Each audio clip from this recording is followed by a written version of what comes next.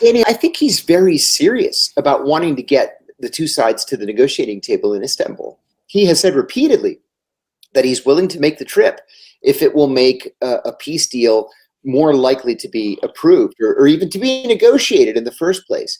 And the Ukrainians say, fine, that's great. The Russians say it's not necessary yet. There is no peace deal, so let them work out some of these details first. At the same time, I also think that the president really believed that he could use the bully pulpit to push the two sides together.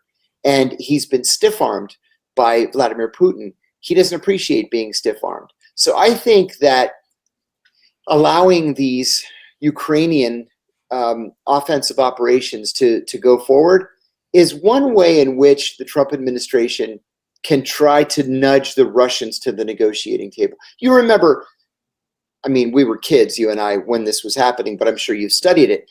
When the U.S. and the North Vietnamese began to negotiate peace in the Paris peace talks, peace during the Vietnam War, right.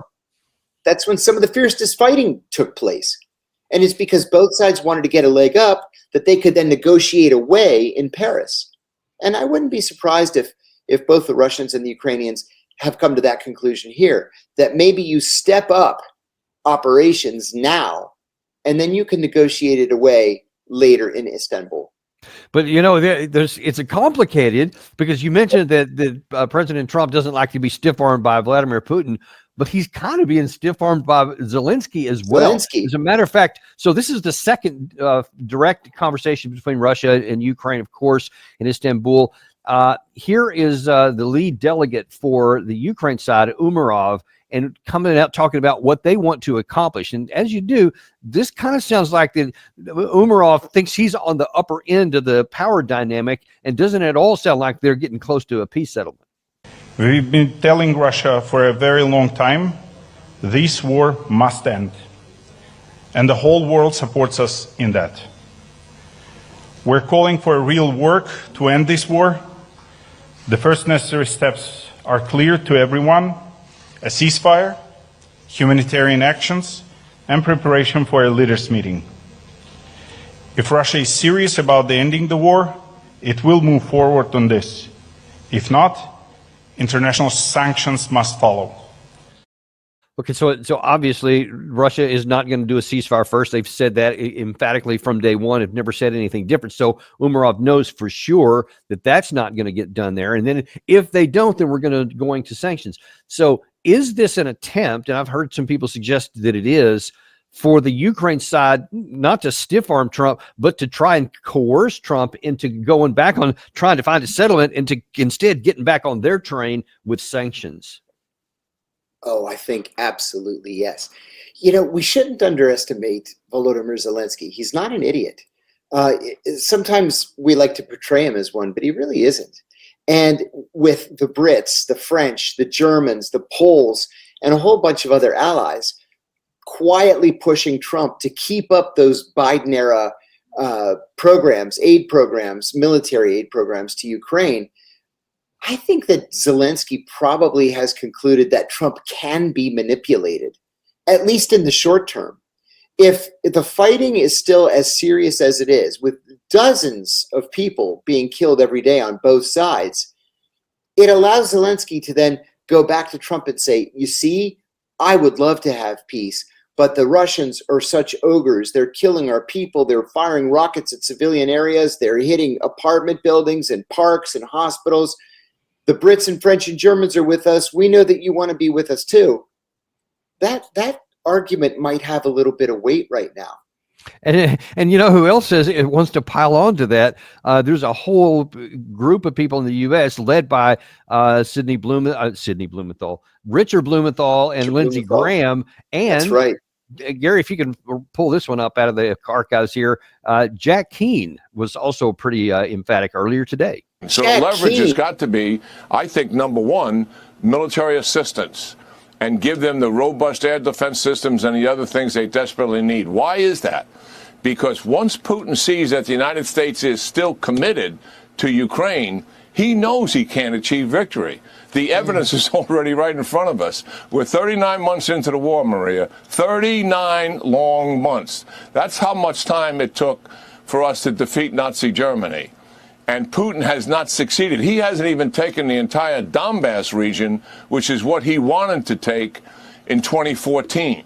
So he cannot succeed if the United States is providing military assistance. He knows that for a fact. Second thing, let's issue the crippling sanctions. That is all part of the process. Yeah, there you go with those crippling sanctions again. But John, I got to ask you, we've had now nearly 3.5 years of crippling sanctions, and it has had the opposite effect. Russia's economy is stronger than it was, not weaker. Ours is weaker than it was, not stronger. Yes. And Russia keeps going forward on the battlefield. So come on, man, what gives? Yeah, Danny, if there has ever been a lesson for the United States on sanctions, it has been this conflict. The Russians have not been harmed by sanctions, not in any way. There are gigantic Russian markets available in China, in India, all over the rest of the world. And the Russians have had no problem at all selling their oil and their natural gas and anything else they want to sell. Most of the world does not have sanctions on Russia. So we can sanction Russia from now until kingdom come. It's not going to harm them in any way. Just like in Iran, the Iranians lack for nothing. Nothing. They don't need us. They don't need Wall Street. They don't need American investment. They have Russian and Chinese investment and others. So this ought to be a lesson to the United States that sanctions don't work. If anything, they harm only the poorest and most vulnerable in the target country. We need to do something else. Oh, I have an idea, like maybe negotiations. We used to joke when I was in the CIA. We used to joke about the George W. Bush administration and how we had never seen anybody work so hard to not talk to our enemies. The situation was the same under Joe Biden. It's hard to think back on an administration where they worked so hard to not talk to our enemies. So maybe if we talk to them and let the diplomats do what they're being paid to do, we might accomplish something that sanctions have been unable to accomplish. Now, let me ask you a question here kind of related to that in terms of, especially back to the decision maker in the United States of President Trump. One wonders how much accurate information he's being given by, I mean, let's just say the CIA, since that's what you have some experience with, in accurately assessing what the balance of power between the two sides is in all the areas you're talking about: logistics, diplomatic, manpower, etc. Everything that goes into what makes a nation state have the power to fight and win a war. And obviously it's off the charts in the favor of the Russian side. But sometimes I get the idea that Trump hears things like, well, let me give you an example. So the UN ambassador for Russia, Ambassador Nebenzia, went on the UN Security Council just a couple of days ago and said that, hey, by the way, we'd love to do diplomacy, but if not, Gary, if you could play that. Hang on, sorry, Gary, if you could play Nebenzia. As long as Kyiv tries to prolong the war and provoke Russia by striking residential and civilian infrastructure on our territory, we will continue our special military operation and destroy objects associated with the military potential of the Kyiv regime. And no new anti-Russian sanctions, arms supplies to Ukraine, or other hostile steps towards Russia will prevent the inevitable military defeat of the Zelensky regime. The choice is now up to Ukraine. Peace as a result of negotiations or inevitable defeat on the battlefield with different conditions for ending the conflict. So you could say, if you're Trump, you say, all right, I got Zelensky here talking that they're going to win and they just need all this support here and that they can turn the tide, et cetera. And then I got the Russian side over here with Nebenzia in this case saying that, no, we're either going to take what we want on negotiations with this 12-point plan they put out, which is basically terms of surrender, or we're going to win on the battlefield. Now, Trump, just looking at the two of this, and any American for that matter, can go, well, they're both just, grandstanding, et cetera. But if you look at the power dynamics behind, one can back up the words and one can't.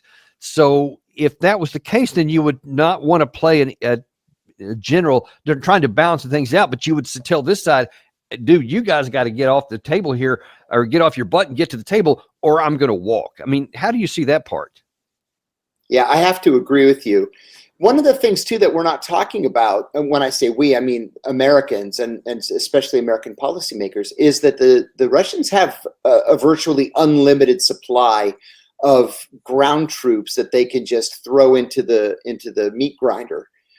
Not just Russians, and there have been huge losses on the Russian side, and that's because of Russian military strategy, but North Koreans and Belarusians, and some reports indicating Chinese who have volunteered to go to Russia or go to the front lines and fight on behalf of Russia. Ukraine is a much smaller country. They can't keep this up forever. The Russians can't keep it up forever, and Russia is a nuclear power.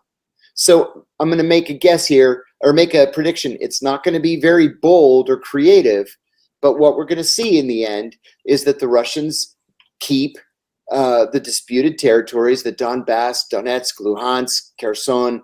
They're going to keep Crimea. Ukraine will never, ever be a member of NATO. They'll likely join the European Union eventually, maybe even on a fast track. But I think that the Russians are going to get 90% of what they want. The one thing they might not get is probably the least important, and that's what the Russians are calling denazification of the Ukrainian regime. The Ukrainians always argue that there are no Nazis. There may be a handful of neo-Nazis, but not in any positions of power. I think the Russians repeat that for propaganda purposes. I think they'll probably be willing to negotiate it away.